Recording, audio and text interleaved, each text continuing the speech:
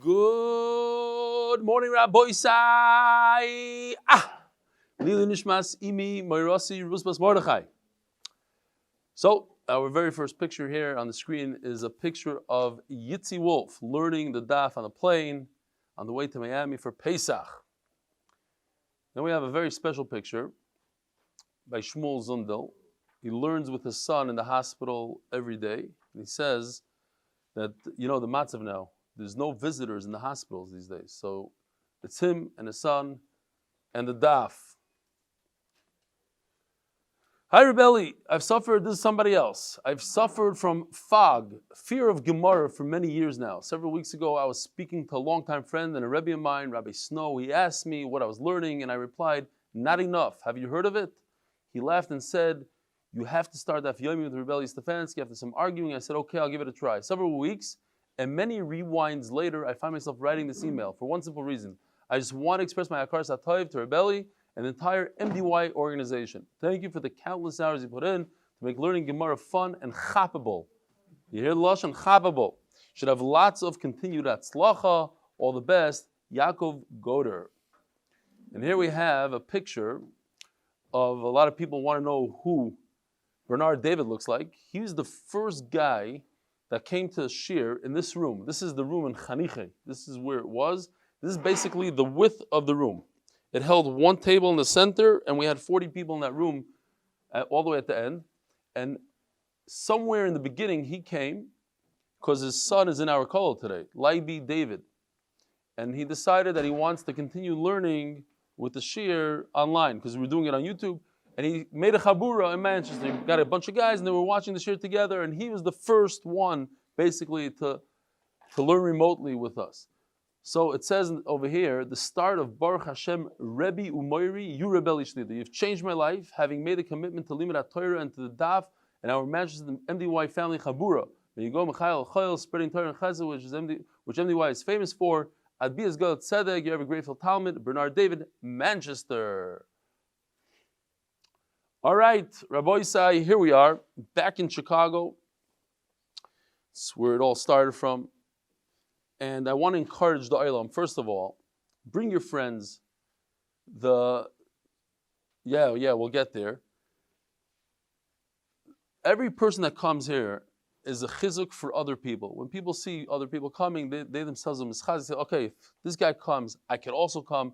So you're not just doing it for yourself, but you're doing it to be mechazik Torah in general. In just a few days, we're going to volume 2 of Yevamos. So we need to mention that bring a friend, encourage people. You could start in the middle of Masechta. The whole MDY started in the middle of Masechta. What daf? Chav Ches. In what Masechta? Avodah Zarah Chav Ches. There's something about just starting in the middle. Daf Yomi, no matter what, wherever you are, it's always a new sugya, a new perek, a new mishnah. Well, what's the difference? You start at the beginning of the year, beginning of brachas, beginning of Megillah. It's all the same. At the end of the day, it's a Ferris wheel. What is it called? A carousel. You get on one place, you get off the other. Your scene will be Yevamos, Daf, Mem, whatever. So bring your friend. Push that Gemara, donate some Gemaras. That's how we spread Torah. So the Parnas HaChodesh for the Koilel, $10,000, is by anonymous Hil Ben Tzara Dina Rivka Bas Fego. They should be zechus to Zerah Shel Kayama. Parnas HaChodesh, friends and family, Refuah Shlema, Yaakov, Yehuda, Ben Gittel. Parnas HaChodesh, Bresler, Austein, Rosenberg, Schulman, and Tobias families. Zechus Refuah Shlema for Yeshiva, Yisroel, Dovid, Yocheved, Druck Shlita. By the Lock and Lebovic families, Lakewood NJ, Jersey, because Torah is the best gula. Come on, Parnas HaChodesh. Chodesh Nisan, sponsored by Eli. Lili Nishmas Dov Pinchas ben Moshe Alav Shalom. Lili Nishmas Chama Chaya's sister, Rufruma, Bas Dov Pinchas Alav Shalom. Lili Nishmas Yechiel Shraga ben Avram Alevi Alav Shalom. Parnas HaChodesh, Ahron Fraiman, L'schus Parnas and Siyas Shmaya and Kedina Tzlocha to Rebelli. I was always misubik. Did he mean Parnasa for me and Siyas Shmaya for me, or for him, Schos Parnasa, Siyas Shmaya for him? And continue at Tzlacha to Rebelli. Anybody? Pshat? Nachama. By Ahron Fraiman. L'schus Parnasa and Siyas Shmaya, and continue at Tzlacha to Rebelli. Is it all for me, or it's half for him, half for me? We have a machlokes here in the room, so it's a good shaila. Mark and Lynn Hanfling, Lilin Shmas Svi ben Mordechai, Victor Sholem Zechariah, Refuah Shlema, Lizalea Bat Mazel Tov. All right, Rabbi Isai, today's Daf Lamed Vav. We're holding by Omar Rava. So we had a machlokes, a very, very interesting machlokes between Rabbi Yochanan and Rish Lakish. Whether if a person does chalitza, performs chalitza while the Yevamos is pregnant, and it turns out that the pregnancy wasn't a good pregnancy, was he yaitza chalitza or not? Because at the time when he did it, he wasn't supposed to. And he did it anyway. It's a very interesting machlokes. And as we're going to see today, that this is one of the only one of three times that the halakha is like Rish Lakish, that it's not a good chalitza. All over Shas, the hundreds of times Rabbi Yochanan and Rish Lakish argue, the halakha is always like Rabbi Yochanan. In this particular case, the halakha is like Rish Lakish. So then the Gemara brings this case, as you see on the screen. Ruvain was married to two women, Rachel and 5 towns, and Ruvain goes bye-bye. And Yehuda goes, instead of waiting the 3 months, which she's supposed to wait to make sure that she's not pregnant, maybe she's pregnant to the brother that died, he didn't wait, and is miyabim. And we find out that she is pregnant. So what do? So the Brisa says that the tzara, Rachel, doesn't get married. So the Gemara says like this. Omar Rav, we had one shot yesterday by Abai. Omar Rav, Achi Komar. HaKoynes ivim toivin nimtzes muberes, harei zoi loy tinoset tzarasa. Rav explains exactly like we read it. Yesterday Abai changed it up a little bit. He says, no, HaKoynes ivim toivin nimtzes muberes, harei zoi loy tinoset tzarasa. Rachel should not get married. Why? Shemo yivla ben kayama. Because perhaps the pregnancy is a good pregnancy. There will be a child. No. So that's what you asked last night. So if there be a good child, Adarabba. So she doesn't need yibum, she doesn't need chalitza. Let the tzara, let Rachel get married whenever she wants. What's the problem? No, I'll explain to you.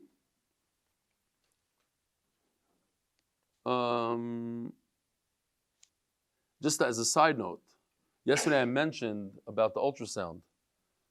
What if you see in the ultrasound that the baby's going to die? I just threw it out there. In fact, I found the Mefarshim talk about it. That if you see in an ultrasound that the baby is 100% going to die, not going to make it, according to Taisvus, the Machlekes and the Mefarshim had to learn, but there's a shita, they want to say that Taisvus would agree in this case that you could be miyabim right now when she's pregnant. Because the pregnancy is not viable. And the ultrasound tells us this baby is not going to survive for another 5 days. So today, you could be miyabim. According to the Ritva, no way. Fine. I thought it was interesting that the word ultrasound was brought down. So also I have to say yishkoyach. I asked a question, maybe, I don't remember when it was. I said I'm scared that my chavrus is going to make fun of the question. When did we learn the sugi about? That was 2 days ago. That I asked, what about, we see that Ruvain was Reishis Oini, the first koyach of Yaakov Avinu. So you see that you could get pregnant with the first bia. So the Marsha actually asked the question, and he says, very interesting teretz. He says that, first of all, maybe Leah got rid of the psulim just like Tamar did. But then it's still, I didn't like that teretz so much. I mean, who am I to like or not like? But then the Gemara should have at least asked from Leah and not from Tamar. Why the Gemara? But another pshat, he said, if Yaakov Avinu was able to hold himself back, not to see Kerry for 84 years, so maybe he was able to have Bia without Kerry. Interesting, very interesting pshat. So it wasn't the first Bia, it was the second Bia, fine, the first Kerry. Zog the Gemara. Listen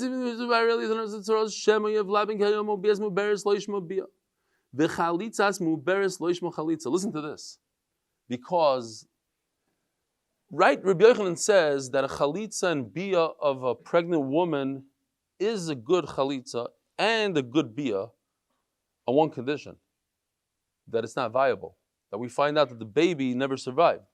But if the baby survives, even Rabbi Yochanan agrees that it's a big zero to Rish Lakish.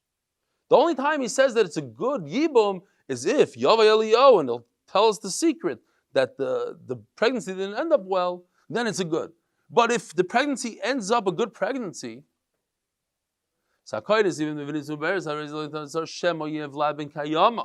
maybe it'll be a viable child, and even Rabbi Yochanan admits that it's no good. And here's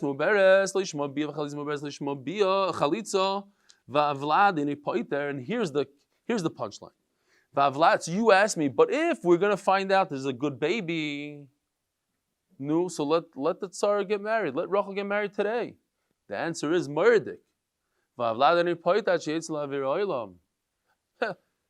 If we see a woman who's pregnant, she's in her 7th month, the Yevama, her tzara cannot get married until there's a birth. Zera ein la means that she must give birth. It's not enough to know that she's going to give birth.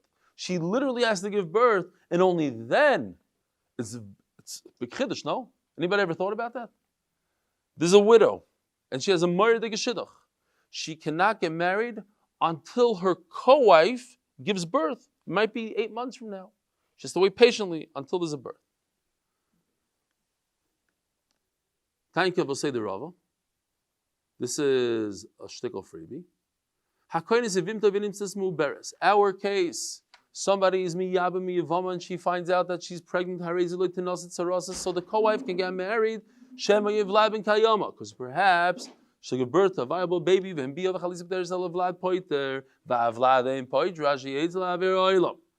it's no good until she gives birth. Seems like we're concerned, so to speak, that she's going to give birth to a viable baby. It says, what does it say? Shalom Aleichem Rabbi Yosef. How are you? Thanks for coming. Bemet.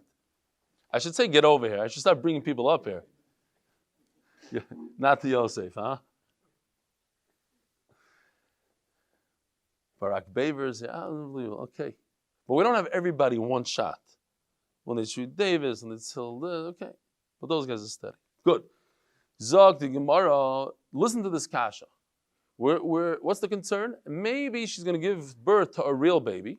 And if she does, you still have to wait until she gives birth. Mashma that if she doesn't give birth, what if she loses the baby? Then everything is good. Then the chalitza that you performed 4 months ago is a good chalitza. The yibum that you performed 4 months ago is a good yibum because the baby wasn't viable. And that's going to be a bomb question on who? On Rish Lakish. Rish Lakish says that chalitza during pregnancy is not a good chalitza.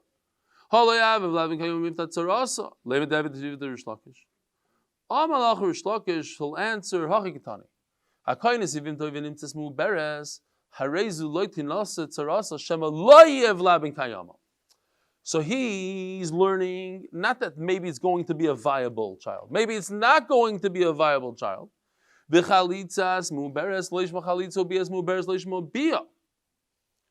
wait a minute.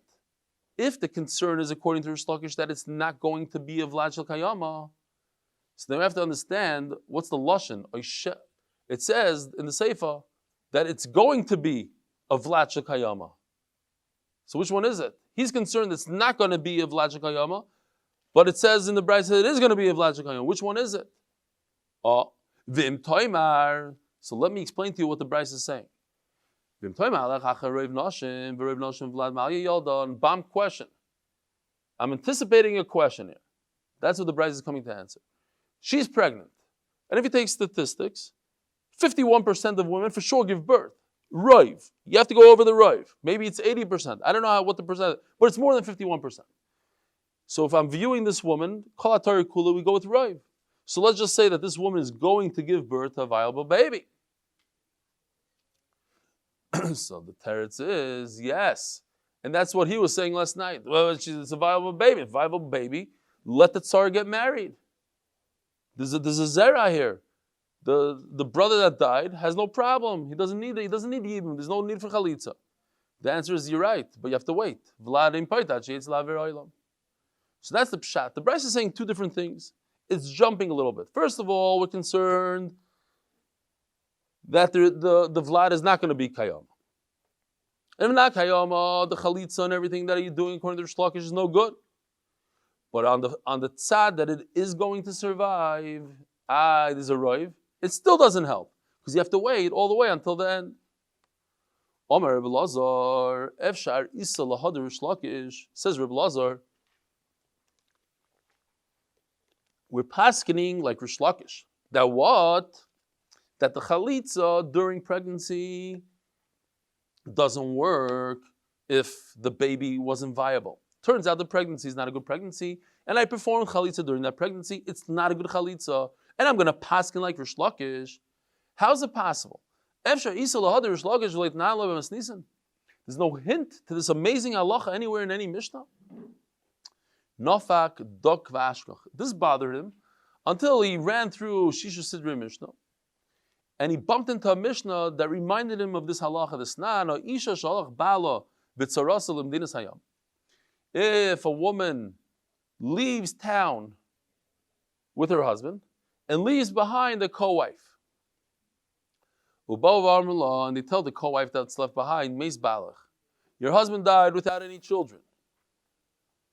Now, what about, there's a couple of options here. Number one, maybe perhaps in Medinas Hayam, the husband got married to another woman. Maybe they have a child. Maybe this woman left behind. We're not concerned for that. That's not a concern. But perhaps he went on a trip with his wife, and maybe that wife is pregnant. And if she's pregnant, then the woman that's left behind doesn't need chalitza, doesn't need yibum. So what's the halacha? She cannot get married until she finds out if she gave birth or not. Because perhaps her tzara is pregnant. Says Gemara, I can understand why the woman left behind should not have any yibum.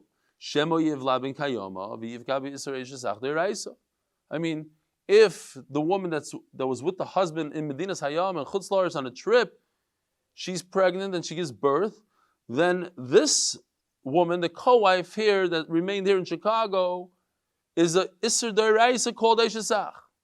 So of course she can't be Misyabah. Ask the Gemara, but here's the bomb question. Why shouldn't she perform chalitza?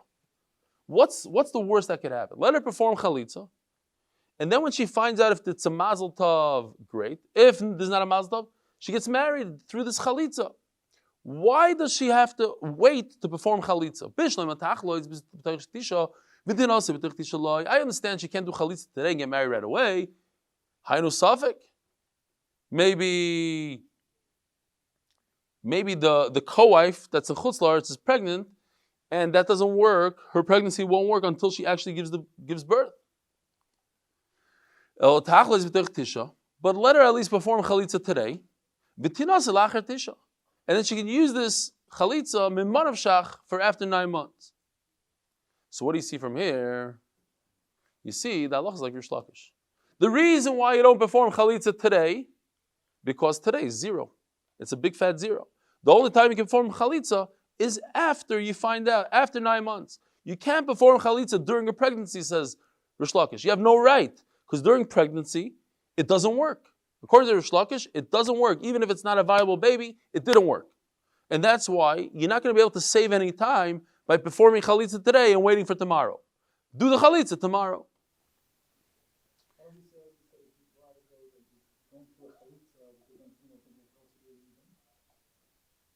Stam Yaski. That's the reason why we said you can't do chalitza. What was the case over there? I don't remember anymore. What's the case? Stop me asking. There should be some sort of gzeira. Maybe that was the gzeira. Yeah. It seems like it's stronger than that. It seems like that it doesn't work. She has to wait, not because of gzeira. She would have mentioned something about gzeira. It says no. You don't do chalitza. You have to wait until after you find out that it's pregnant. Look, see, it's even worse than that. The lashon is so strong. There's no chalitza forever. Look what's going on. Look at this. Here. Says the Gemara, Ul Tamech, what kind of raya is this? You bring me a raya to Rish Lakish that the Brisa doesn't say anything, the Mishnah doesn't say anything about performing chalitza beforehand. You have to wait. But wait a minute, it doesn't say anything about chalitza, period. Ul Tamech, Tachlis V'tinotz L'achar Tisha. Why does the Mishnah not even mention chalitza after 9 months? It says in the Mishnah, Acheteda. What does Acheteda mean? Wait and wait and wait. You can wait 25 years until you find out. That's what it says in the Mishnah. It doesn't say you should perform chalitza. Acheteda. Says the Gemara, and listen to this. Don't bring any right from that Mishnah. The Vayar bar Abba, Rav Chino bar Abaya, Damar Tavayu, Shemi Yevlad ben Kayama. There's another concern over here. That perhaps the co-wife that went with the husband on vacation, she gave birth, and we'll find out that there's actually a baby around somewhere in the world. And if, maybe it's similar to what Simi is saying, actually. It's a similar, you hear this, Simi? It's similar to what you're saying. She is going to need a special cruise. They're going to have to announce an announcement telling people that she could get married to Kahuna, that the chalitza that she did is nothing. People are going to say, how in the world did she get married to a kohen? She did chalitza, and a chalitza is like a get, and a grusha is asr to Kahuna. So we have to make an announcement. You should know. This woman can marry whoever she wants, even a kohen. You know why? Because there's a baby somewhere in the world. We found out there's a baby. Says Gemara, so we'll make an announcement. Some people will know about the chalitza. They won't know about the announcement. People might get confused there. What comes out, I don't know, I didn't really find much about this. It almost seems like from here, and to me it's a tremendous pella, that this woman can never get married. Because of this cruise for a kahuna, we don't want to do it. We don't want to confuse people. And Memela what? Acheteda, until she finds out. That's what it seems like. I don't know. Why does Teda mean forever? What else does it mean? No. Right, until she knows. And then she doesn't know, because there's no phones, there's no cell phones. And she never got back. And it's 10 years, she's not getting married. It's not fair almost. I mean, I'm saying it's like, how long could it be? 9 months. After 9 months, let her get married. No, Acheteda. Exactly. I don't know. That's part of the problem. So let her not get married to a kohen. Let her get married to somebody else. No, even that not. I don't know. That's part of the problem. Not almost. Not almost. I feel like she is. You know that I feel that Lashon. I feel. No, it's not a feel. It's like mamish. Yeah.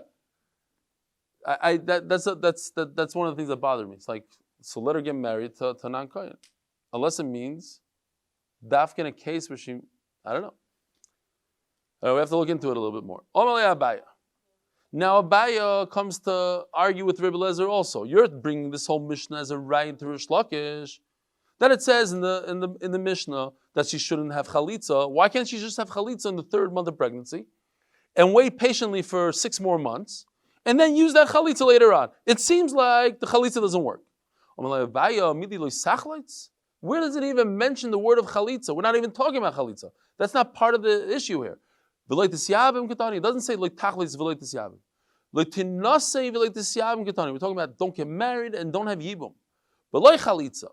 We're not talking about chalitza. Chalitza would work in middle of a pregnancy, like Rabbi Yochanan. In other words, don't bring me any raya from that Mishnah. And now it seems like this is the halacha. You see, there's a gimel here. This is how the Shulchan Aruch paskins, because this is how we paskin like Rish Lakish. Now what? Hachoyletz lemuberes. Bottom line, end of the sugya, kind of. Hachoyletz lemu is not end of the sugya, but hachoyletz lemuberes. If a person performs chalitza to a pregnant Yevama, v'pila, and she lost her pregnancy, tzricha chalitza min achim. She has to perform chalitza again. And we said yesterday, Menachem, Tobias points out, Menachem could mean even the guy that performed the first chalitza, he's one of the brothers. It's an interesting lashon. Okay. The bottom line is, that's how we pass. There's 3 times in the entire Shas that Allah is like Rish Lakish. The first one is right here now. That if Yevamos receives chalitza while she's pregnant, even if she loses the pregnancy, it's not a good chalitza. Idach Desnan, talking about a shchivmira, a guy on his deathbed. Hamechalig nechasav al piv, if a person, as he's dying, he gives his inheritance away to his children. But he doesn't use the lashon of Yerusha, he uses the lashon of matana. Riba le'echad umiyat le'echad.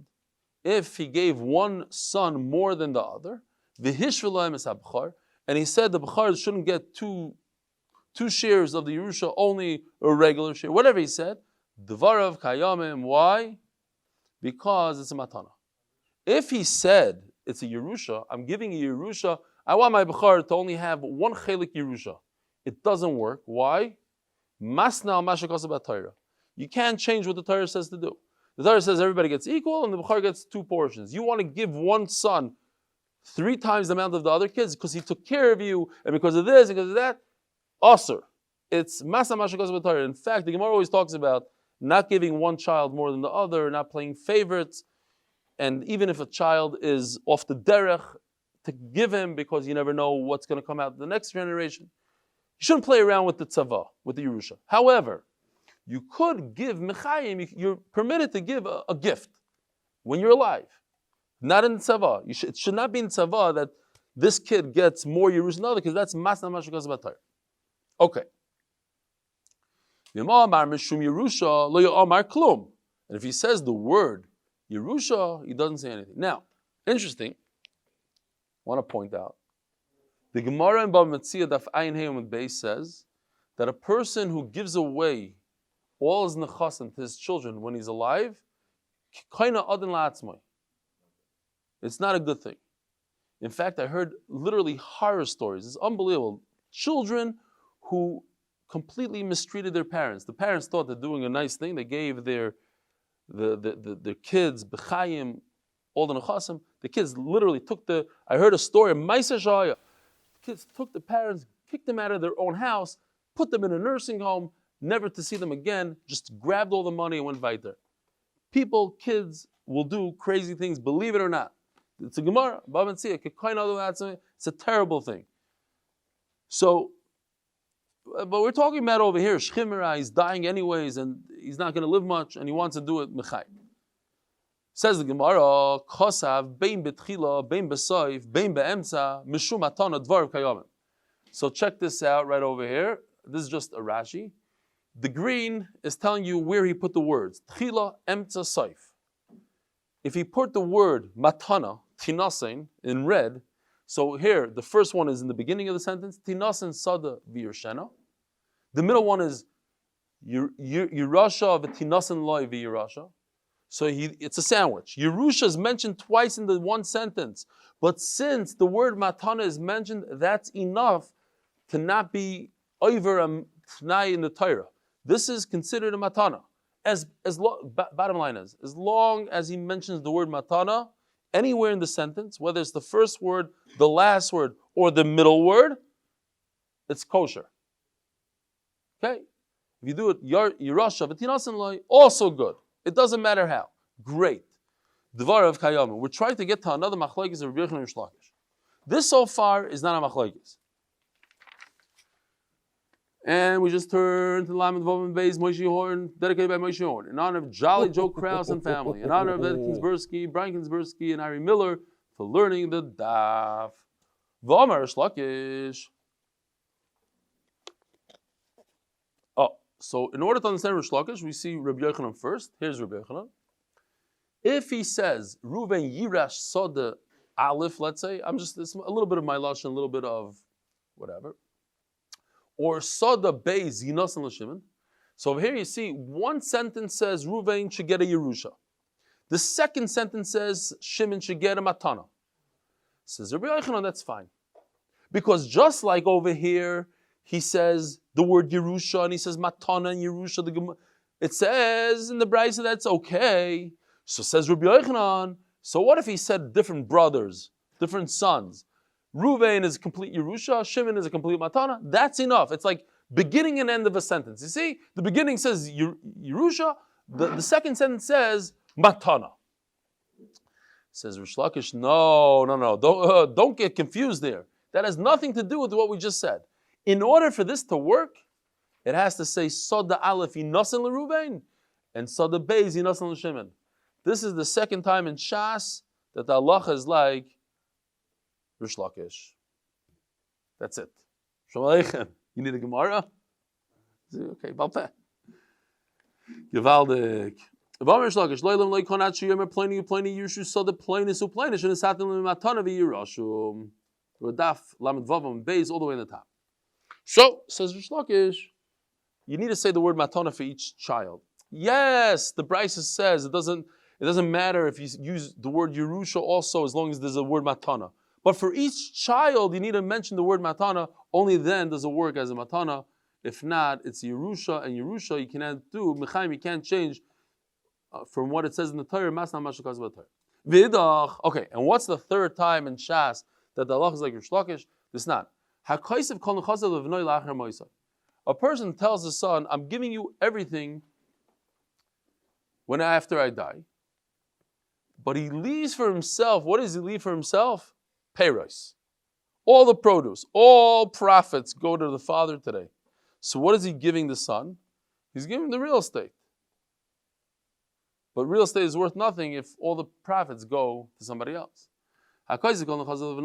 So if I sell you real estate but no profits, could you sell that? No. You could? But what are you selling? There's no profits. All profits go to somebody else. You get to own the land, you get zero though. But the value goes to the person that gets the payers. All value, everything goes to the father. Everything. Oh. So let's see. He's saying that after the father dies, it should go. It should work. Land lease, yeah, okay. Real estate people. Nursing home people. Yeah. Or maybe there's no other sons. I don't know. But yeah, maybe yeah. No, it's b'matana. I'm saying there's ways to get around it. First of all, I was saying, look, it's not recommended. The Gemara says it's not recommended to do that. It brings to a lot of the other kids are not going to say Kaddish on you. They're going to hate you forever, eternally. The Gemara says it's not a good idea. But if you want to do it, it's your right to give a gift now. Nobody can stop you from giving a gift. You can give all your stuff to... I just read a story, literally the other day, that this Balas Tshuva, her mother died, and her mother gave every single dime that she owned, and she was wealthy, to research on birds. Bird research. She got zero. But then she found out that the mother forgot to sign the will. So she got everything at the end. So I imagine all the wealth goes to bird research. She'll hate birds forever. Okay.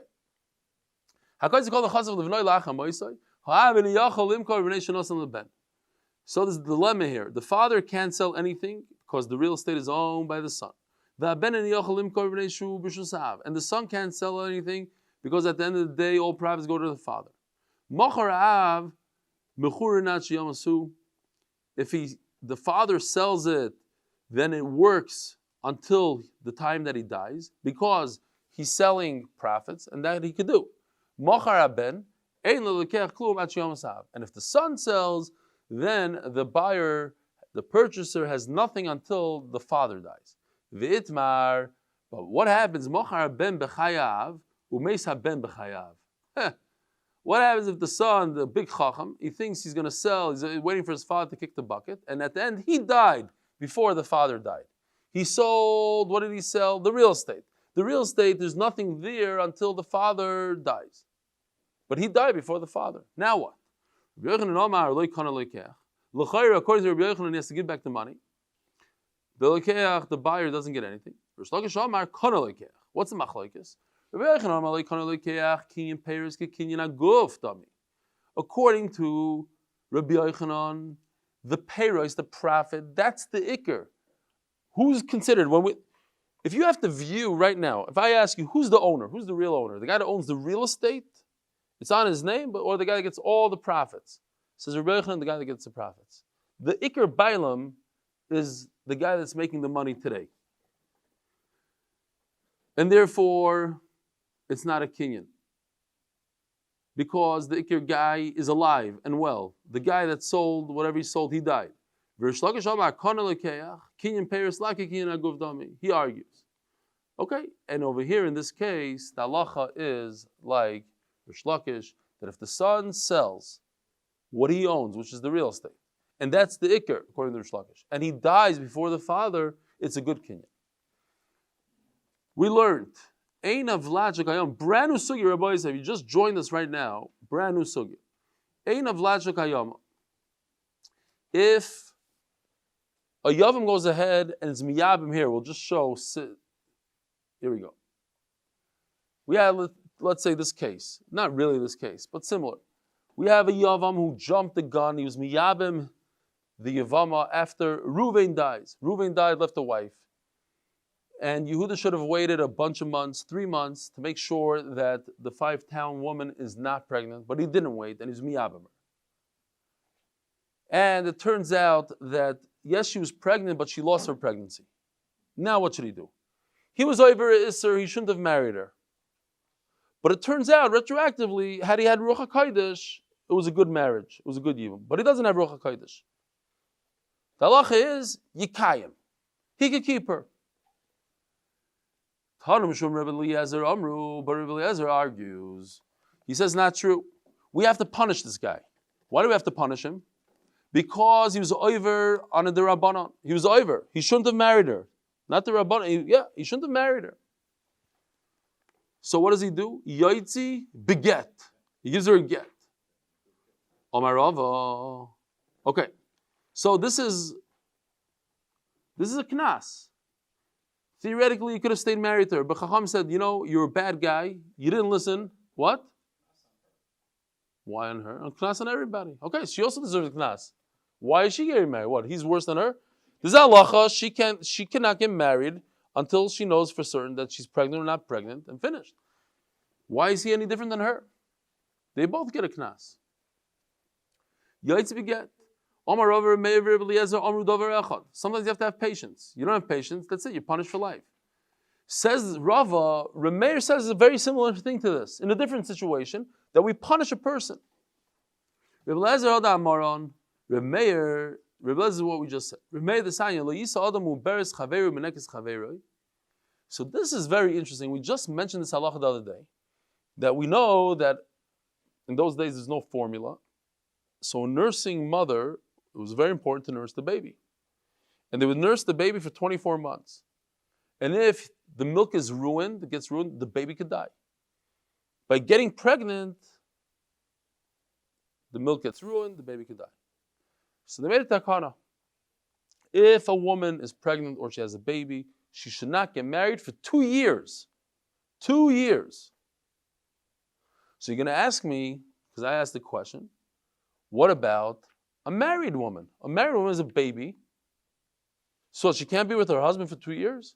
This woman, the halacha is she can't get married to another man because she might get pregnant. And what if her own husband gets her pregnant? She can't be. So that the Gemara discusses on Daf Yomi Beis, Amud Beis on the top. It's a whole thing.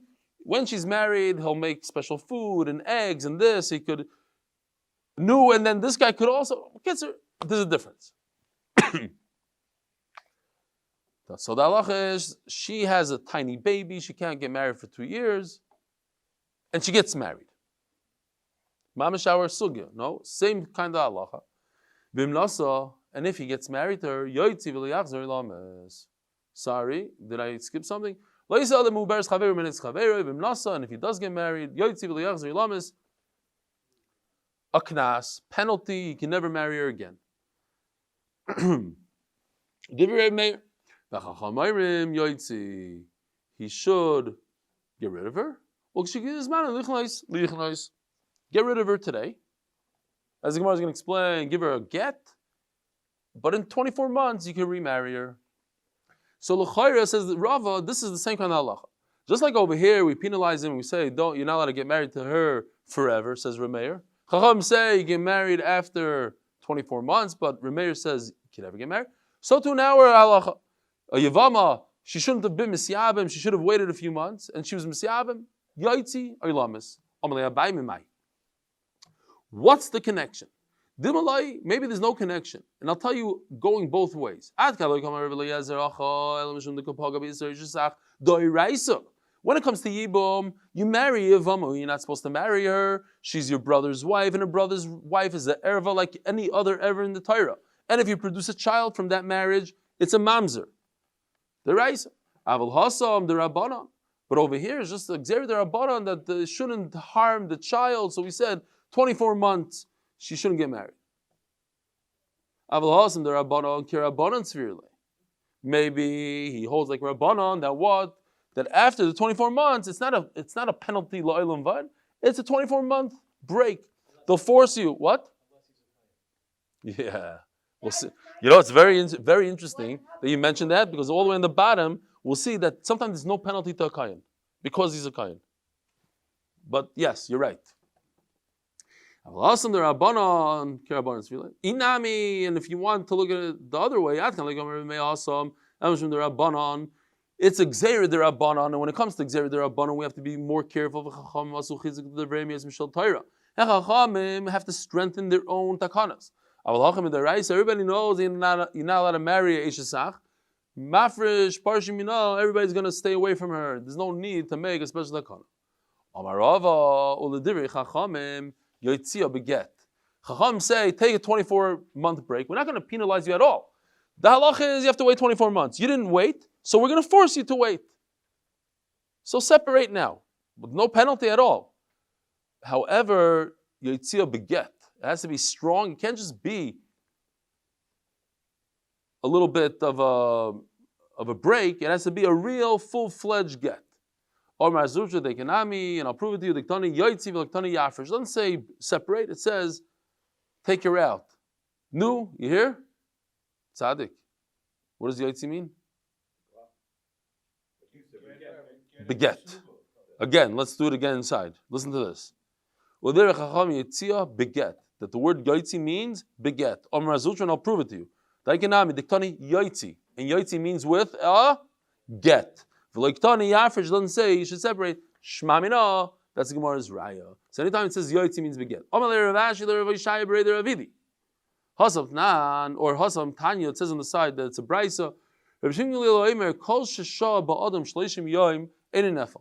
it comes to an animal, it's one halacha, says Rashi. But when it comes to Adam, 30 days is not an ephel. So interesting. Rashi points out, sometimes I don't think I knew this until recently, maybe like a year or two ago, that if a baby is a full-term baby, this halacha doesn't apply at all. A baby that's born after 9 full months, full term, then even if it lives a day, it's not an ephel. It's kol chadashav. Maybe more than that, maybe 3 years ago, whatever. I think I always was under the assumption that a baby that dies within 30 days is an ephel, Shalma Yisroel. Not true. So it's a baby that's not full term, and then you wait 30 days. Okay. So kol sheshah ba'adam shlishim yom eino ephel. You hear this halacha? You have a baby that survived 30 days and then dies, let's say on day 32. The mother does not have to be misyabim. It's as if the father had zera, he had a child. Yes, Nebuch, the child died, but he had a child. If the child died after 28 days, then the wife who had the mother, the wife of the person that died, she needs yibum. She didn't have a viable child.